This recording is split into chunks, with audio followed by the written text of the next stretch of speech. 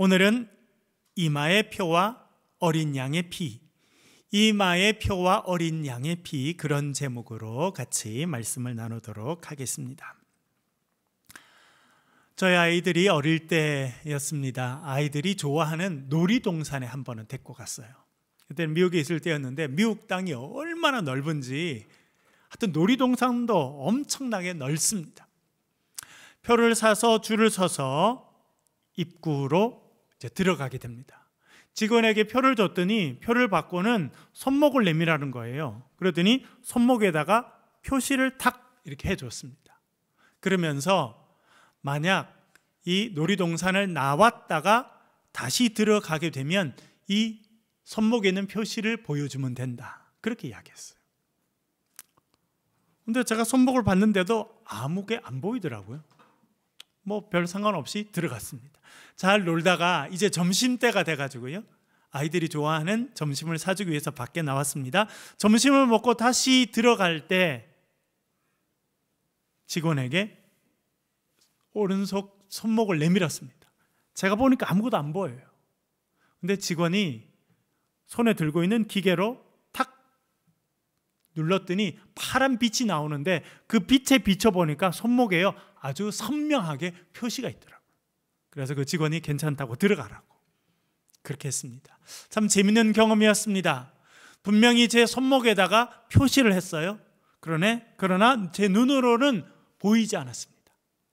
근데 그 직원이 갖고 있는 기계로 빛을 탁 비추니까 제 손목에 있는 표시가 보이게 되었고 놀이동산에 다시 들어가게 되었습니다.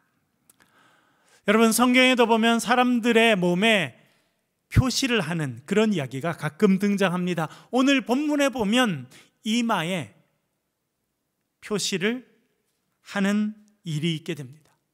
이 이마에 받은 표와 예수 그리스도의 피는 어떤 관계가 있는지 오늘 자세히 살펴보도록 하겠습니다. 먼저 읽은 본문 에스겔 9장 2절 말씀을 화면을 보면서 천천히 한번 읽어보겠습니다. 9장 2절 말씀 읽겠습니다. 시작. 내가 보니 6사람이 벽향한 윗뭇 길로부터 오는데 각 사람의 손에 죽이는 무기를 잡았고 그 중에 한 사람은 가는 베옷을 입고 허리에 서기관의 먹그릇을 찼더라. 그들이 들어와서 놋제단 곁에 서더라. 아멘. 우리가 요즘에 매일 에스겔을 2장씩 읽고 묵상합니다. 오늘 이 이야기는 에스겔이 본 환상입니다. 여러분, 에스겔은 지금 어디에 살고 있습니까? 예루살렘에 살고 있습니까? 바벨론에 살고 있습니까? 바벨론에 있어요. 바벨론으로 포로로 끌려가는 백성들 중에 끌려가서 바벨론에 살고 있습니다. 그런데 하나님께서 바벨론에 살고 있는 에스겔에게 예루살렘에 대한 환상을 보여주십니다. 그날도 예루살렘에 대한 환상을 봅니다. 그런데 6명의 사람이 나옵니다. 이 사람으로 표현되어 있지만 실제로는 천사들이었습니다. 이 6명의 천사의 손에 뭐가 들려 있었다고 이야기합니까? 죽이는 무기가 들려 있었다. 이제 심판의 때에 불의한 백성들을 죽이기 위한 그런 무기가 들려 있었다라고 말합니다.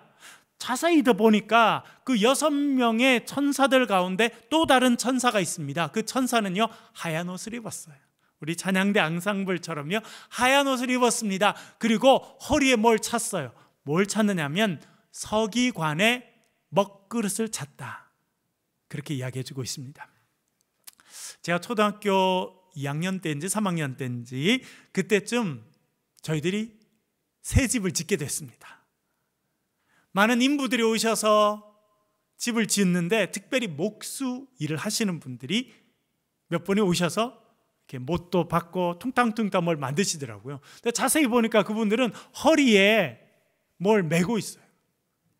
그런데 일반적으로 남자들이 바지 입으면 하는 허리띠가 아니고 이 허리띠는 훨씬 굵어요. 그리고 그게 뭐가 매달려 있더라고요. 뭐가 매달려 있는지 잘 봤더니 긴 망치도 매달려 있고 짧은 망치도 매달려 있고 우리가 벤치라고 불렀던 것도 매달려 있고 뭐 어떤 데는요 짧은 톱도 매달려 있는 그런 벨트를 허리에 하고 집을 짓고 있는 모습을 보았습니다. 천사들 중에 한 명은 하얀 옷을 입었습니다. 그리고 허리에 특별한 걸 맸는데 뭘 맸다고 말합니까? 서기관의 먹그릇을 맸다. 서기관은 글을 쓰는 사람입니다. 요즘에는 여러분, 제가 지금 보이는 것 같은 이런 펜으로 다 할 수 있지만 그 당시에는 이런 펜이 없었기 때문에 실제로 먹을 갈아서 그것을 작은 통에 집어넣고요, 그 먹을 부을 수 있는 그런 그릇을 담고, 그리고 그 먹을 묻혀서 글자를 쓸 수 있는 붓을 넣은 그런 통, 먹통이죠. 서기관의 이 통을 서기관들 늘 메고 다녔다고 생각됩니다. 그렇게 6명의 천사는 사람을 죽이는 무기를 들었고, 한 천사는 서기관의 먹통을 허리에 메고 있었다라고 하는 것을 보여주고 있습니다. 그리고 이런 음성이 들립니다. 3절과 4절 화면을 보면서 읽어보겠습니다. 시작. 그룹에 머물러 있던 이스라엘 하나님의 영광이 성전 문지방에 이르더니 여호와께서 그 가는 베옷을 입고 서기관의 먹그릇을 찬 사람을 불러 여호와께서 이르시되 너는 예루살렘 성읍 중에 순행하여 그 가운데서 행하는 모든 가증한 일로 말미암아 탄식하며 우는 자의 이마에 표를 그리라 하시고 아멘. 여러분, 6명의 천사들은요, 죽이는 무기를 손에 들었습니다. 그것은 곧 불의한 사람들이 심판을 맞이할 것이고 죽임을 당할 것이라고 하는 것을 예견해 주고 있습니다. 그런데 천사 한 명은 서기관의 먹통을 허리에 찼습니다. 그리고 주님께서 말씀하십니다. 너는 예루살렘 성 이곳저곳을 다니라. 그리고 사람을 찾으라 말합니다. 어떤 사람을 찾으라고 주님께서 말씀하십니까? 모든 가증한 일로 말미암아 탄식하며 우는 자의 이마에 표를 그리라. 예루살렘을 다니면서 탄식하고 우는 사람, 죄악이 가득한 그 백성들을 바라보며 하나님 앞에 탄식하고 우는 자를 찾으라 말씀합니다. 그리고 그들의 이마에 표를 그려 넣어라, 그렇게 말씀하고 있습니다. 여러분, 이 세상에 여러 도시들이 있습니다. 뭐 대구, 서울, 부산, 한국만 해도 도시가 많죠. 미국에 가면 로스앤젤레스, 뭐 뉴욕 많습니다. 세상의 많은 도시들 가운데 가장 거룩한 도시 하면 여러분 어느 도시가 떠오르십니까? 많은 사람들은 예루살렘이라고 생각합니다. 왜냐하면 그곳은 하나님의 성전이 있었던 곳이기 때문에 그렇습니다. 사람들이 다 예루살렘의 거룩한 곳이라고 생각했습니다. 그러나 에스겔 때의 예루살렘은 영적으로 대단히 타락한 곳이었습니다. 오늘 우리가 에스겔 9장을 읽었는데요, 에스겔 8장에 보면 이 예루살렘에서 이루어지는 타락한 모습들이 구체적으로 묘사됩니다. 예루살렘 가운데는 하나님의 성전이 있었습니다. 하나님께 예배드리는 성전이 있었고, 성전 안에는 안뜰이라고 해서 작은 뜰, 제사장들이 들어가는 뜰이 있었습니다. 그리고 백성들이 들어가는 바깥뜰, 넓은 뜰, 두 가지의 뜰이 있었습니다. 이스라엘 백성들은 문을 향해서 바깥뜰로 들어오고 거기서 예물을 드렸습니다. 그런데 성경에 보니까 북문, 그 문을 통해서 들어오는, 그래서 하나님의 성전으로 들어가는 그 문 앞에 질투의 우상이 서 있었다는 겁니다. 질투를 일으키는 혹은 질투하는 그런 우상이 있었다고 말합니다. 그리고 안쪽 문 옆에도 담이 있었는데요, 담 한 군데 구멍이 나 있습니다. 손을 턱 미니까 그 구멍이 무너지고 방이 하나 나왔습니다. 깜짝 놀랍니다. 방 사변 전체에 그림이 있었습니다. 어떤 그림이 있냐면 곤충, 짐승의 그림이 있고 각종 우상의 그림이 그려져 있었습니다. 우상을 섬기는 그런 방인 것입니다. 너무나 놀랍게도 그곳에 이스라엘의 장로 70명이 서 있었습니다. 그들이 손에 향을 피우는 향로를 들고 있었고 그 향이 얼마나 많은지 연기처럼 올랐다라고 이야기해 주고 있습니다. 여러분, 사실 이 성전에서 향을 피우는 곳은 그런 작은 방이 아니었습니다. 성전 입구로 들어가서 성전 안으로 들어오면 저 안쪽에 지성소가 있고 지성소 바로 앞에 분향단이 있었습니다. 그 분향단에서는 아름다운 향을 피워서 하나님께 영광을 올려드리는 것, 그것이 분향단이었습니다. 향은 마땅히 하나님께 피워드려야 되는 것이었는데 그 방에서는 곤충들과 짐승들 그림을 그려놓고 70명이나 되는 이스라엘의 리더들이 향을 피우고 있었다라고 말합니다. 북쪽으로 나 있는 문으로 가보았습니다. 여인들이 모여서 애곡하고 통곡하고 있었습니다. 그런데 누굴 위해서 울었다는 것입니까? 담무스. 담무스는 바벨론의 신입니다. 바벨론에 있던 남자 신이고 풍요의 신입니다. 이시타르라고 하는 여자 신과 함께 성적인 결합을 하게 되면 그 땅에 풍요가 온다, 그렇게 생각하며 섬겼던 남자 신이 담무스였습니다. 수메르 지역에 대대로 있던 신이 담무스였는데 그 담무스를 위해서 이 유대 백성들, 유대 여성들이 울고 있다는 것입니다. 왜 우느냐면 바벨론 그 역사에 의하면 담무스라고 하는 이 풍요의 신은 농사를 시작할 때 살아납니다.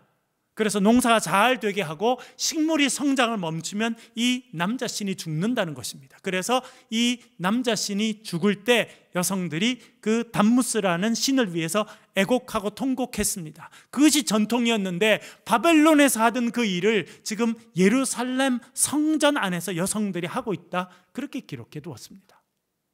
더 충격적인 일은 그 다음에 일어납니다. 바깥들이 있고요, 그 안쪽들이 있고 안쪽들 제일 앞에는 번제단이 있었습니다. 노스로 만든 번제단. 백성들이 제물을 가져오면 제사장이 그 제물 위에 손을 얹게 하고 기도를 합니다. 그리고 피는 제단에 뿌리고 그 드려진 제물은 번제단에서 다 태워 올려 드렸습니다. 그 번제단이 있고 그 번제단을 지나면 성전 입구가 있어서 성전에 들어오게 되었습니다. 그런데 에스겔이 보니까 그 번제단과 성전 문 사이에 25명의 제사장들이 서 있었습니다. 그런데 제사장들이 성전을 바라보지 않고 성전은 등을 지고 섰습니다. 그리고 동쪽 태양이 떠오르는 곳을 보고 태양신을 향해 절을 하고 있는 모습이 보입니다. 유다가 얼마나 타락했는지, 가장 거룩하다고 하는 예루살렘 성, 심지어 하나님의 성전에서도 우상을 섬기는 일들을 백성들이 하고 있었다라고 하는 것입니다. 영적으로 타락한 그 당시의 모습을 적나라하게 보여주고 있습니다. 그런데 여러분, 모든 사람들이 이 우상에 참여한 것은 아닙니다. 일부의 사람이었지만 그들은요, 우상 숭배에 참여하지 않습니다. 온 나라가 타락하고 심지어 하나님의 성전도 타락해서 우상을 섬기는 모습을 보고 통곡하며 우는 사람이 있었다라고 말합니다. 하나님은요, 천사에게 명령합니다. 다니면서 그렇게 탄식하고 우는 사람을 찾아라, 그리고 그의 이마에 표를 하라 라고 말씀하십니다. 그들이 구원받을 사람들이었습니다. 제가 공부했던 또 가르쳤던 서울에 가면 장로의 신학대학교가 있는데요, 거기에 마당이 있습니다. 마당 가운데 언덕이 있어요.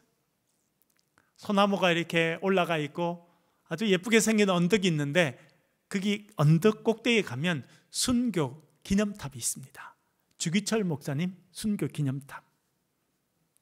제가 대학 다닐 때부터 거기에 자주 가보았습니다. 그 탑을 보면 순교 기념탑 옆에 작은 글자로 주기철 목사님이 어떻게 목회를 하셨고 어떻게 어려움을 당하셨고 어떻게 순교하셨는지를 써두었습니다. 우리가 잘 알다시피 1910년 우리나라는 국권을 완전히 잃어버리고 일제 강압적인 통치를 받는 식민국가가 됩니다. 일본은요, 끊임없이 대한민국, 조선이었죠, 그 사람들을 일본 사람으로 만들려고 합니다. 그래서 나중에는 한글을 쓰지 못하게 하고 이름도 바꾸게 하고, 그렇죠? 그런 일들을 하게 됩니다. 그리고 사람들이 많이 모이면 천황, 일본 천황이 있는 동쪽을 향해서 절을 하도록 했습니다. 그를 동방요배, 동쪽을 향해, 천왕이 있는 동쪽을 향해 절을 하게 했다라고 하는 것입니다. 뿐만 아니라 우리나라 곳곳에다가 사당을 짓습니다. 물론 여러분 조선시대 때도 보면 우리나라 조상들을 모시는, 위패를 모시는 그런 사당들을 지었는데, 그런 사당이 아니라 일본 사람들이 일본식 사당을 짓고 그 안에는 일본 신과 일본의 조상들을 모시는 위패를 달게 됩니다. 그리고 사람들에게 가서 참배하라고 합니다. 그것을 신사 참배라고 합니다. 일본의 신을 섬기고 일본의 조상을 섬기도록 그렇게 한 것입니다. 많은 사람들이 저항했습니다. 그 중에 주기철 목사님이 계셨습니다. 나는 목회자로서 또 조선의 사람으로서 절을 할 수 없다고 이야기합니다. 붙잡혀서 모진 고문을 받게 되고 최소한 4번 이상 감옥에 투옥되고 모진 고문을 받던 끝에 주기철 목사님은 병들어서 차가운 감옥에서 순교하시게 됩니다. 그분의 모습이, 그 일대기가 순교탑에 기록되어 있습니다. 주기철 목사님처럼 에스겔 시대 때도요, 그 시대의 타락을 보고 그 시대의 그런 영적인 타락함을 보고 가슴 아파하고 탄식하며 우는 사람이 있었다는 것입니다. 하나님께서 그들을 찾아서 그들의 이마에 표시를 하라, 그렇게 말씀하고 있습니다. 4절은 이렇게 말합니다. 여러분 성경을 가지고 계시면 성경 한번 꼭 펴보시고요. 제 성경의 4절에는 제일 마지막 이렇게 되어 있습니다. 모든 가정한 일로 말미암아 탄식하며 우는 자의 이마에 표를 그리라 되어 있는데, 여기 이마에 표를 그리라 되어 있는데 표 앞에 1이라고 글자가 써 있습니다. 여러분 가지고 있는 성경에 혹시 그렇게 되어 있습니까?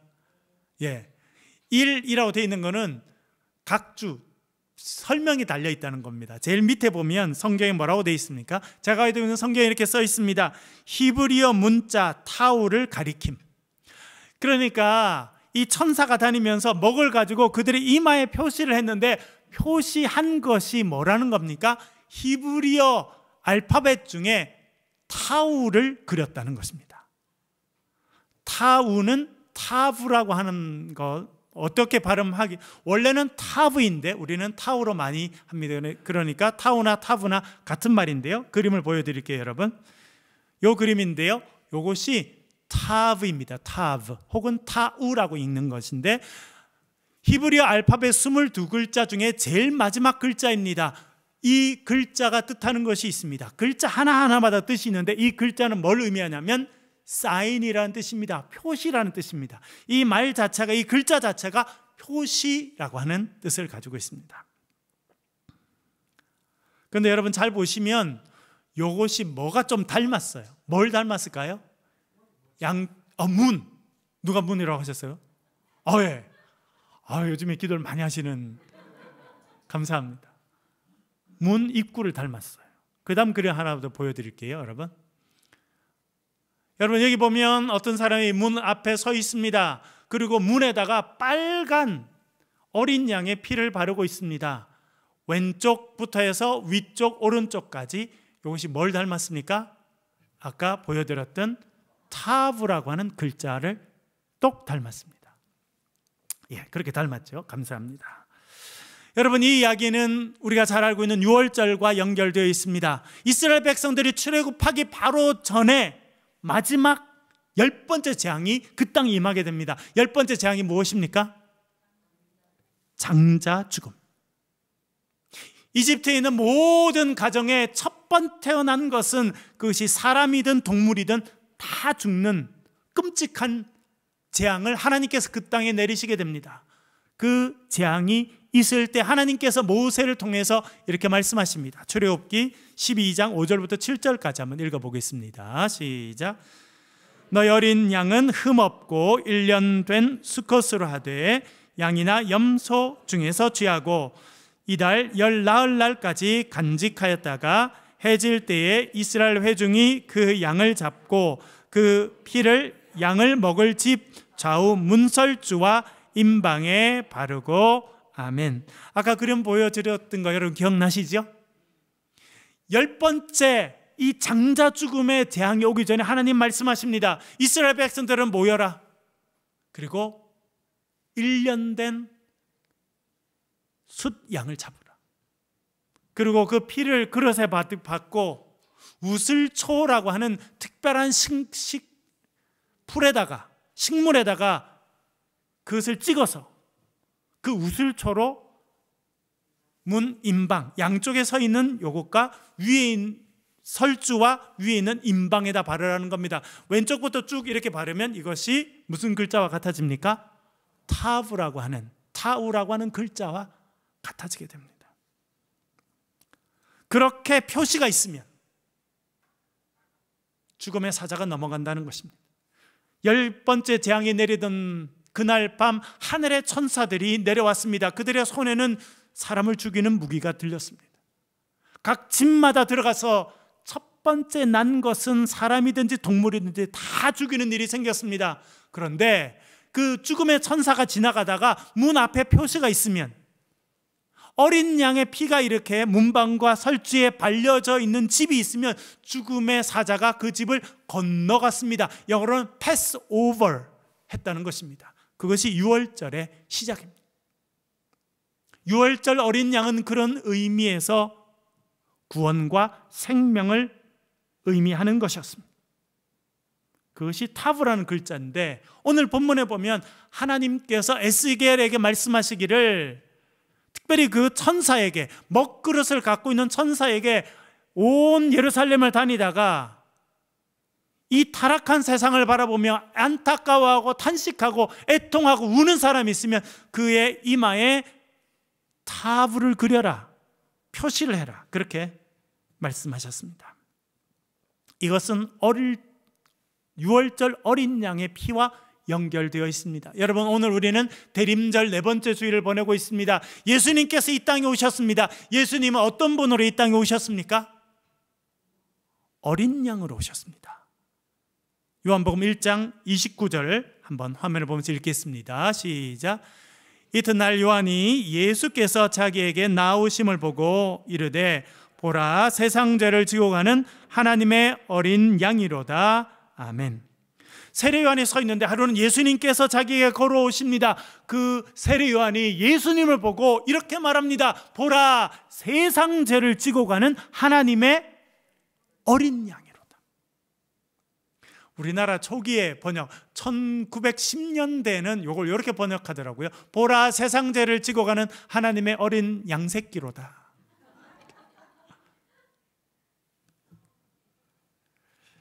여러분, 요한복음에 의하면 예수님은 이 땅에 어린 양으로 오셨습니다. 그리고 예수님께서 십자가에 달리시는데, 특별히 요한복음에 보면요, 그 시간이 언제인 줄 아십니까? 유월절 어린 양을 잡던 시간입니다. 요한은 예수님께서 이 땅에 어린 양으로 오셨고 이스라엘 백성들이 출애굽하기를 할 때에 유월절 어린 양을 잡던 그 시간에 예수님께서 돌아가셨다고 하는 것을 이야기합니다. 그리고 예수님은 이 땅에 오신 어린 양이시고 그 어린 양의 피로 우리가 구원을 받았다고 하는 것을 분명하게 알려주고 있습니다. 여러분, 예수님께서 피를 흘리신 곳이 어디입니까? 십자가죠. 그래서 우리는요, 기독교의 상징인 십자가입니다. 십자가를 바라볼 때 우리의 죄가 사해지고, 십자가를 바라볼 때 우리는 구원받게 됐다고 하는 것을 노래하고 인정하고 있습니다. 그런데 여러분, 참 신기한 일이 있어요. 이 에스겔 9장에 천사가 나아가서 그들의 이마에다가 표시를 하라 그러죠. 그 표시가 타브라는 표시였잖아요. 그런데 그 표시가 십자가였다는 거예요. 설명드릴게요. 화면 한번 보실게요. 이 타브라는 글자 여러분 보시면 현대라고 해서 제일 오른쪽에 보면 이 글자, 지금 이제 여러분들 신학교 가서 히브리어를 배우든 이스라엘 가서 히브리어를 배우든 요 오른쪽 끝에 현대라고 써 있는 요 글자가 타브입니다. 그런데 이 글자는요, 발전 과정을 거쳤어요. 제일 초기에는 어떤 형태였다는 겁니까? 십자가였다는 거예요. 요 십자가 형태가 타브라고 하는 말의 시작이었어요. 여러분, 이것이 영어에도 그대로 남아 있습니다. 영어 알파벳 보시면 STUV 할 때 십자가 형태죠. 여러분, 최근에 코로나 바이러스 중에 제일 유행하는 바이러스 이름이 뭡니까? 코로나? 네, 코로나 바이러스인데 이름이 붙어 있잖아요. 알파도 있고 델타도 있고, 최근에 지금 전 세계 유행하는 게 뭐예요? 오미크론이죠. 오미크론. 오미크론이 헬라어거든요. 그래서 사실은 이 사람들이 헬라어 알파벳을 따라 이름을 붙이는 겁니다. 그래서 알파가 나오고 베타가 나오고 델타가 나오고 그렇게 하게 되는 거예요. 지금 어디까지 왔냐면 오미크론이 왔습니다. 전 세계 유행하고 있는데요, 오미크론 다음에 피, 로, 시그마, 타우, 이렇게 알파벳이 진행됩니다. 헬라어는 타우라는 글자 딱 십자가처럼 생겼습니다. 트 발음, 그렇죠? 히브리어도 트 발음, 영어도 트 발음, 헬라어도 타우 발음. 심지어 헬라어는 히브리어랑 타우라고 똑같이 부릅니다. 근데 그것이 중기가 되면서 십자가 약간 옆으로 누워요. 요 두 번째 중기 십자가가, 십자가 형태의 타브가 에스겔 시대 때 쓰였습니다. 그러니까 여러분, 에스겔 시대에 금방 하나님께서 서기관의 먹통을 잡은 천사에게 나아가서 사람의 이마에 타브라는 글자를 그려라, 표시를 하라 할 때 그는 실제로 뭘 그렸다는 겁니까? 십자가를 그렸다는 거예요. 내려주시고요. 참 상징적입니다. 저는 설교를 준비하면서 참 상징적이다, 그런 생각을 하게 되었습니다. 현대의 타브라는 글자는요, 6월절 어린 양의 피를 발랐던 문과 모양이 같이 생겼습니다. 그것이 표시죠. 여러분, 타브라는 글자 자체가 표시라는 뜻입니다. 사인이라는 거예요. 어린 양의 피를 문에 발라서 타우 글자처럼 된 그 집은 표시입니다. 구원받은 표시고, 그 표시가 있는 집은 죽음의 사자가 지나갔습니다. 에스겔 시대 때 이마에 타브를 표시하라고 했습니다. 그 당시 표시한 타브 글자는 십자가 형태였습니다. 그 십자가를 이마에 받은 사람, 그 사람들은 구원을 받게 됩니다. 그것이 예수 그리스도의 십자가의 보혈과 연결되어 있다고 하는 것을 알게 됩니다. 그것이 구원의 십자가였습니다. 어린 양의 피가 구원의 상징이었고, 구원의 모습이었고, 예수 그리스도께서 달리신 십자가가 구원의 상징입니다. 여러분, 그렇다면 여러분들은 어떤 구원의 상징을 받으셨습니까? 여러분들은 어떤 구원의 상징이 여러분에게 주어져 있습니까? 가지고 계십니까? 바울은 우리에게 이렇게 설명해 줍니다. 고린도후서 1장 22절 한번 읽어보겠습니다. 1장 22절 시작.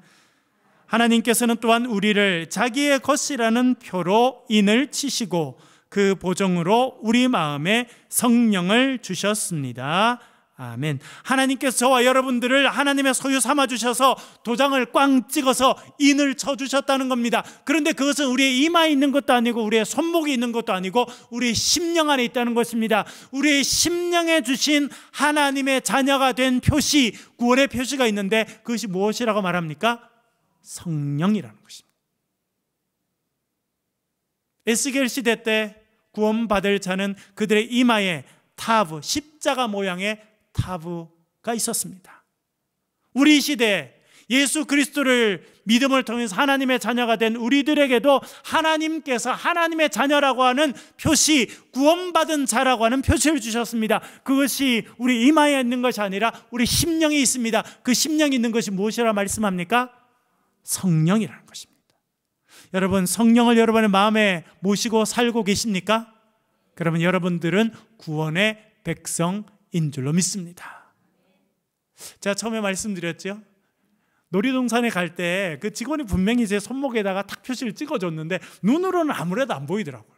그런데 그 직원이 갖고 있는 기계로 빛을 탁 비추니까 손목에 아주 분명한 표시가 드러났습니다.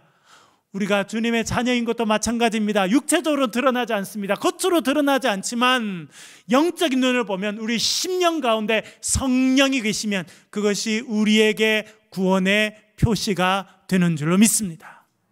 아기 예수님 이 땅에 어린 양으로 오셨습니다. 우리를 위해서 십자가에 달려 돌아가셨습니다. 그 피로 우리가 정결하게 되고 그 피로 구원의 백성이 된 줄로 믿습니다. 예수 그리스도의 영이신 성령님을 모시고 살아가시는 구원의 백성, 주님의 자녀들이 되실 수 있기를 주의 이름으로 간절히 축원합니다. 기도하겠습니다. 한번 기도하실 때 말씀을 가지고 기도하겠습니다. 하나님, 이 시대의 타락함을 보고 탄식하며 기도하는 자들이 되게 도와주시고, 우리 심령의 성령으로 인쳐주셨사오니 하나님 백성으로 이 땅을 살아갈 수 있도록 주님 도와주옵소서. 우리 교회와 이 나라 민족과 우리 자녀들, 여러분 기도 제목을 가지고 다시 한번 통성으로 기도하겠습니다. 기도하십시다.